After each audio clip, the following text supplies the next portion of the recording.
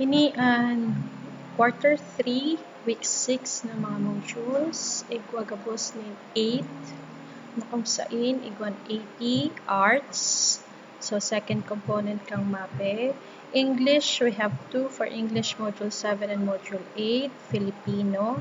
Math na Module 5 but assigned for week 6.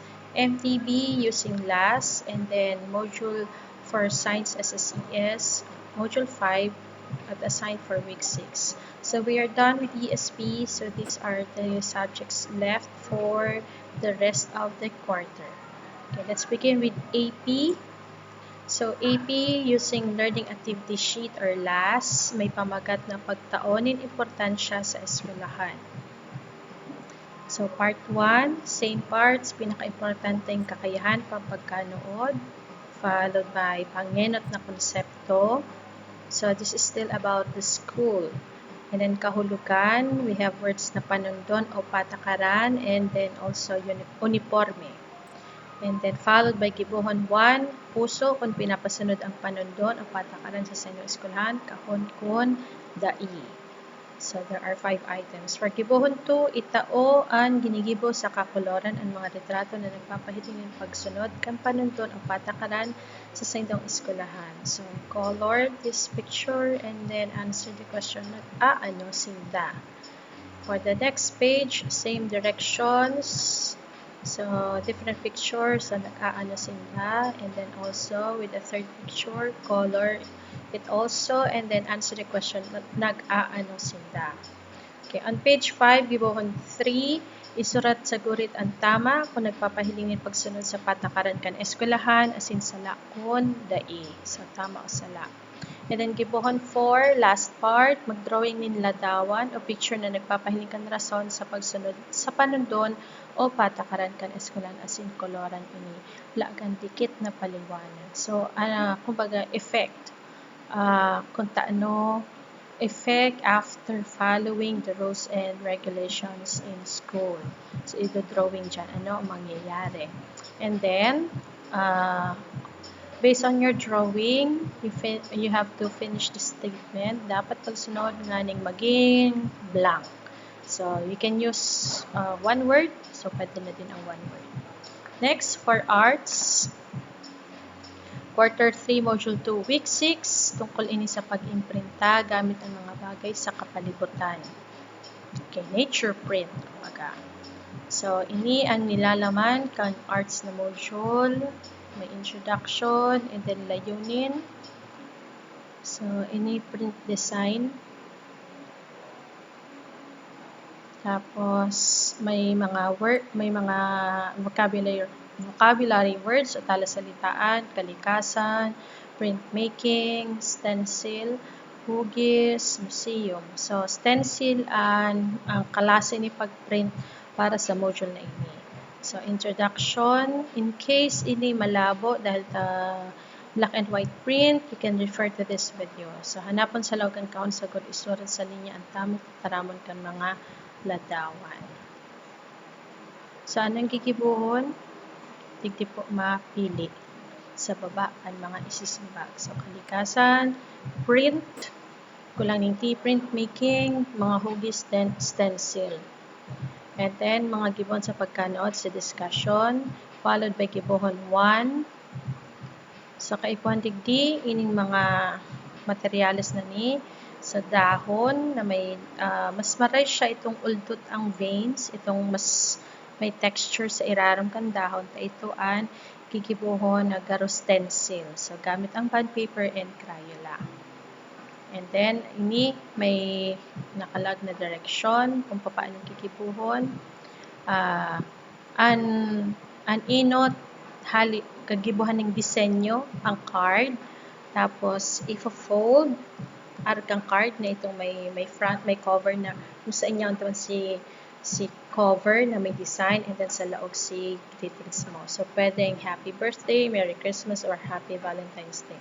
So, or any occasion, it will be good. Tapos, pakatapos gibon itong card, digdi po i-staple or idukot sa page na ini. And then sunod na page, gibuhon 2, maggibunin sa rong art na ginagamitan ng stencil na disenyo. So, anong gigibuhon? Hali po digdi sa figure na ini na nasa page 6, may puso and then may star. Ang gigibuhon, pwedeng arugon ining pattern na ini. Gugupito, tapos ilipat ining pattern na ini sa sarong siguro matagas na papel, either pwedeng cardboard or gamit ng cardboard. Tapos, ang gigibon, ini ang magiging pattern para sa stencil. So, kung inot, dahon, kunya naman ining man-made na pattern. So, magamit ang Crayola para magibuhanin disenyo. So, sa ililipat digdi po. So, kung gustong para ini yung pattern na ini, mas marahay na i-drawing liwat. So, o kaya mas gusto nito ibang size, pwede man. And then, ining sa bitoon o star, ining tahaw labot. So, may hollow siyang figure. Iyan gigibuhanin. Iyan ang magiging kumaga pattern para sa stencil na gigibuhon sa page 7 dyan sa kahon. Okay, sunod naman, last part. T kung tama, S kung sala. And then para sa 6 to 10, another artwork, magibon in printmaking sa paagikan pagbakat nin coin sa sentabo sa dahon gamit ang lapis o Crayola sa loob kan kahon. So, digdi using coins and then dahon. So, you can make your own design. So, halit digdi sa magigibong print na halit naman sa texture kang coins and then sa dahon. So, yan ang page 9, last part kan arts. Next month, sa English, beginning with module 7, which is about characters' feelings. So, this is for week 6. The same format. So, starting with learning targets, vocabulary. So, look at the facial expressions. So, the pictures are also shown to explain what these words are. Aside from there is a text. Tapos yan, iba-ibang mukha. And then, warming up. Directions, study the picture, identify the feelings of the character, and circle your answer. So, you have 2 choices for each item. So, if in case the printout is not so clear, you can refer to this video.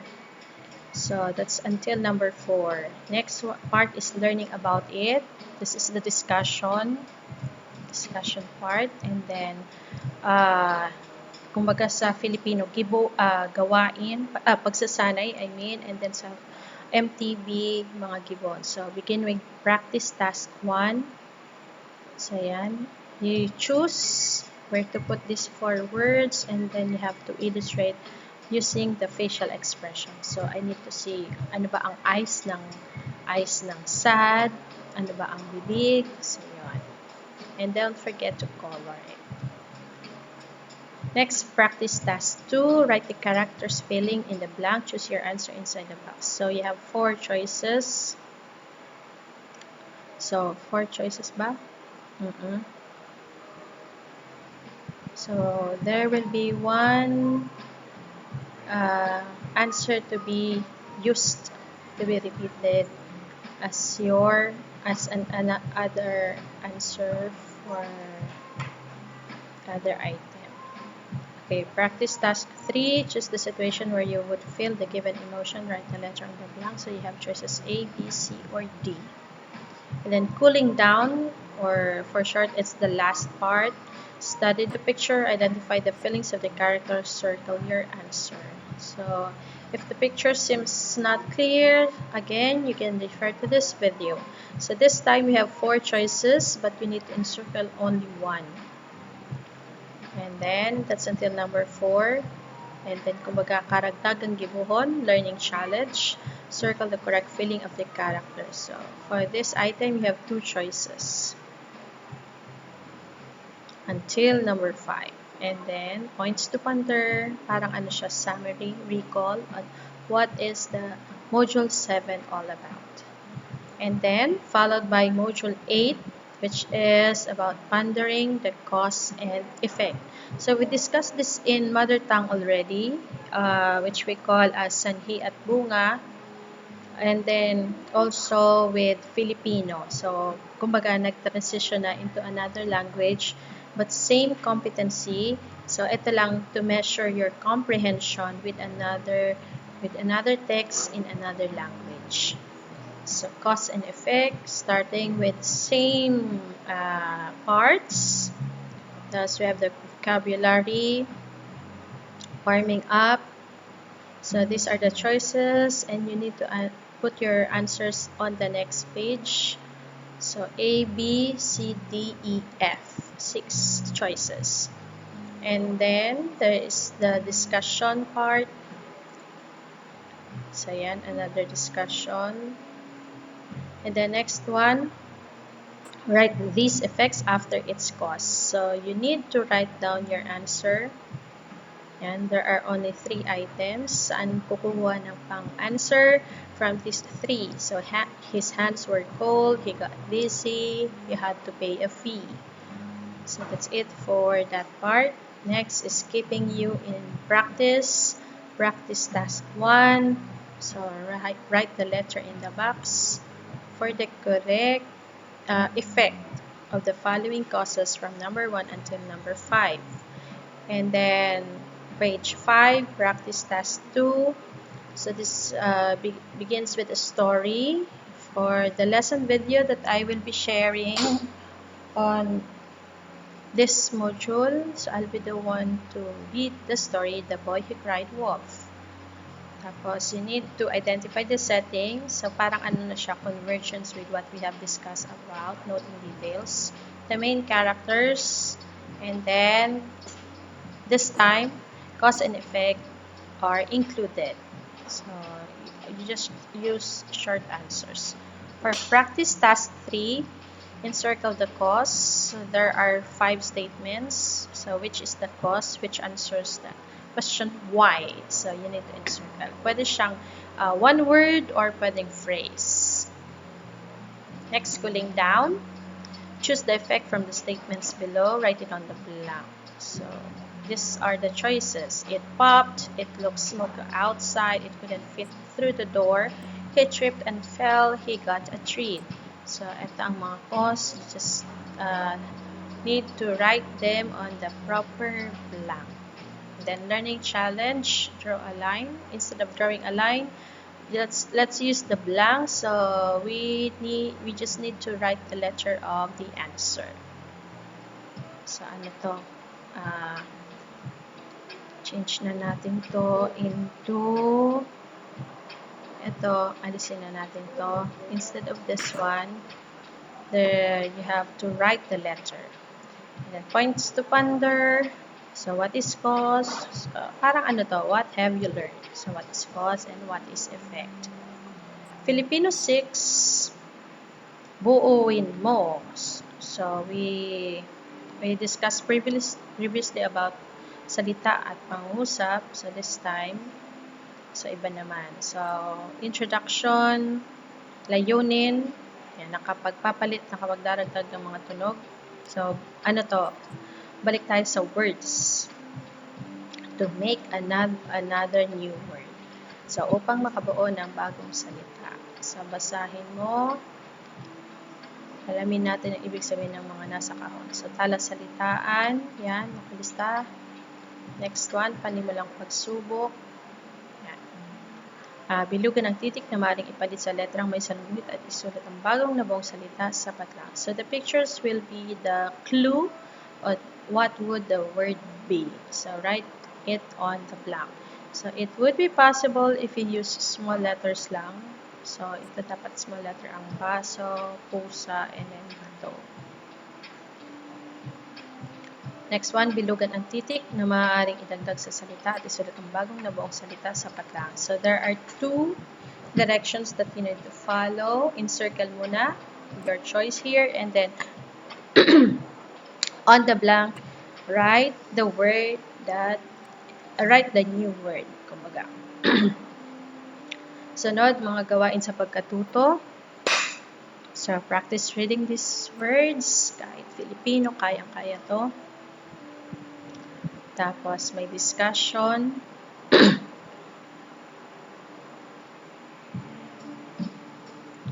Yan, pagdaragdag and pagpapalit. So, addition and substitution. So, there are also examples kung paano yung nangyayari. And then, pagsasanay 1, dagdagan ng letra o tunog ang mga sumusunod na salita upang makabuo ng bagong salita. Ikabit ang mga salita na sa hanay A sa wastong salita na nabuo sa hanay B. So, ano ba ang mabubuo? I-connect. At isulat sa padlang ang kulang. Pagsasanay 2, palitan ng isang letra o tunog ng bawat salita upang makabuo ng bagong salita. Isulat sa padlang sagot at gamitin gabay ang larawan. So, this will be the clue, these pictures on the third column, in order to complete what would be the letter to be added, to be changed from palo, ano ang magiging anong ipapalit sa O para sa tawag dito. So that is until number 5. Magsasanay 3, there is a story. So I'll be the one to read it. So, and then, ang gagawin, ang mga salita sa ibaba ay mula sa kwentong napakinggan. Dagdagan o palitan ng isang tunog upang makabuo ng bagong salita. Piliin sa kahon ang angkop na salita at isulat sa patlang. So, ano bang nabubuo kung itong may salungguhit ay papalitan? So, pipili dito at isusulat po sa patlang. So, pipili sa kahon. Then, panapos na pagsubok, bumuo ng bagong salita sa pamamagitan ng pagdaragdag at pagpapalit ng isang tunog o letra ng mga salitang nasa ibaba. Piliin sa kahon sa same directions or almost the same directions, different set of words lang. So, you have to choose from the box. Then, karagdagang gawain, isulat sa patlang ang pili kung ang paraan ng pagbabago ng salita ay sa pamamagitan ng pagdaragdag o piti naman ang pagpapalit. So, pag sinabing pagdaragdag, may dinagdag na letter pa. Isa pang titik o madami pang titik para makabuo ng panibagong salita. And then, pagpalit naman, may inaalis, then may ilalagay panibagong titik para another new word. So, that's for Filipino Week 6. Math Module 5, pero Week 6 siya. So, still about 3-dimensional objects, pero ang gagawin naman ngayon, it's more of a performance, constructs 3-dimensional shapes. So, there are, introduction muna, and then task 1, so ito magiging guide, gigibon ang pattern din. Tapos task 2, prism, may pattern yan. And then, on the last pages, I think it's last 6 pages, may graphing paper wherein you have to make this pattern so that after you cut them out, yung pattern na matitira, you can make a prism from that pattern. And then, followed by square pyramid. Yan. Sundin na lang yung pattern na yan. And then, followed by yan. So, yung etong nasa baba, ano lang to?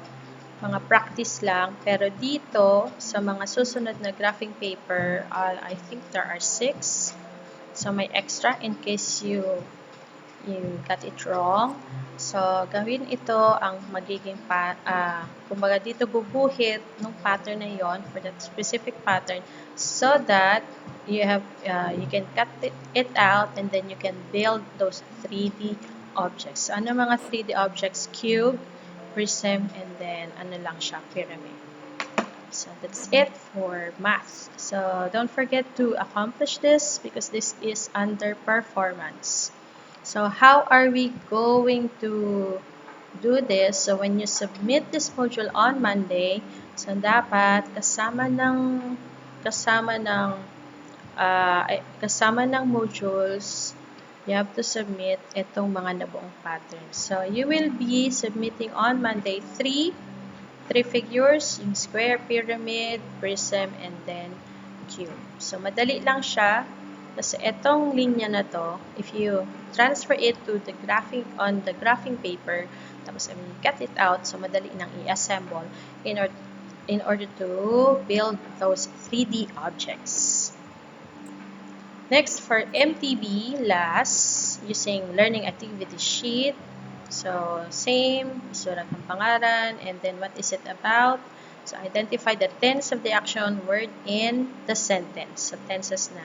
So, when we say tenses, it includes the time the action happened. So, use the correct tense and time signal of an action word in a sentence. So, don't worry, I will include in the lesson video on how to make the different action words according to the tenses sa pang-Bicol. And then, may balik-aral. Sabihon lang kung anong hero ang pinapahilingan kada retrato. So, you don't need to write it down. So, maging familiar lang sa Bicol term. Anong apod kayo ni sa Bicol? Nag-aano si mama, hiniman, and then until the fourth picture. And then for part B, may aadalan ng mga tataramon, wherein these are all action words but different time. So, may nangyari na, nangyayari pa sana, and then mangyayari pa lang. So, I will also teach you how to form these action words according to the time the action happens. So, kasi may rules. Pero this is simpler, unlike with Filipino. Madaming rules siya when it comes yung mga dinadagdag sa action words. Tapos, purbaran mo, ikahon ang tamang aspeto kan pandiwa base sa time signal na ginamit sa pangusap. When you say time signal, kumbaga setting. So, the time, particular part of the day, or it may tell the day, the time. So, pwedeng year din, kung kailan nangyari. So, yan, encircle ikahon ang tamang aspeto. So, you have 3 choices for each item. So, that's until number 5. And then, giramdaman mo. So, parang summary.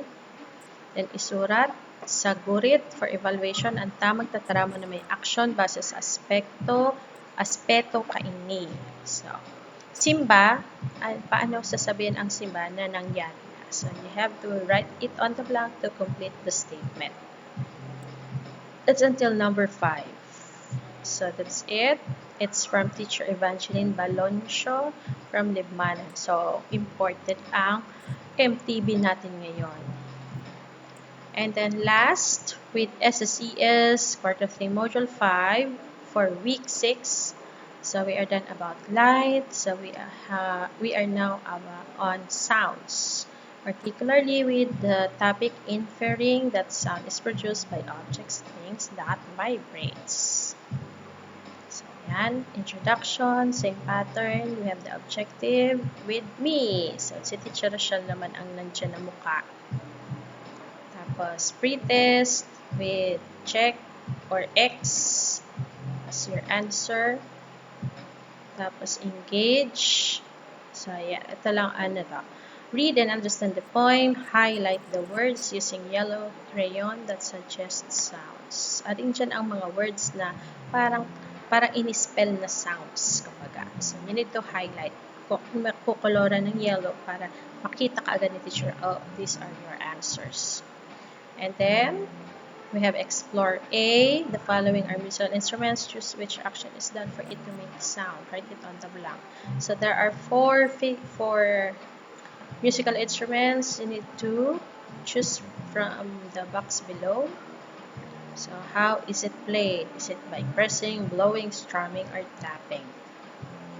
Explore B. What kind of sound do they make? So, color the circle red that corresponds to the word that describes the sound it makes. So, for each item, you need 2 answers. Kung loud or soft. And another one if it's high or low. So that's for Explore B. And then don't forget to answer these questions. This is still included under Explore B. For Explore C, so you need to do this activity. So sound that it makes. So there are two problems that we need to discover the answer after this activity. So do objects make different sounds, and then does force applied affect the sound it makes. So this is the instructions, and then what have you found out? So check which applies to what have you found out, and then the conclusion, we need to supply the correct phrase or word for each statement. Then explain. It has only one question. What kind of sounds do objects make? Ano yung mga klaseng sound? And then this is the discussion part. I will elaborate this during the lesson video. Next one, yan, we figure about vibrating air molecules, and then key concepts, the summary, apply your learning. So in your home or in your neighborhood, list down 5 that makes sound or that you can hear. Then describe the sound it makes. Is if it's loud or soft or high or low. Tapos pleasant or unpleasant. So pili na lang kayo dyan. Tapos, ano pa? Test yourself. Match the picture with how it produces sound. Write the letter on the blank. So there are 5 musical instruments. You need to choose how it is played or how it makes a sound. So letter to be written on the blank. For reflect, don't forget this part. So you need to put a check under yes if you have understood it, and then no if not. Glossary. So we have words produce and vibration. Next is post-test. Choose the letter of the correct answer. Write it on the blank. So you have choices A, B, C, or D. So that's it for science. So ilan ba lahat? 8. So ano na ba tayo? So 2 more weeks, then we are done with third quarter, and then we are going to start with the last quarter. So dali-dali na lang tayo.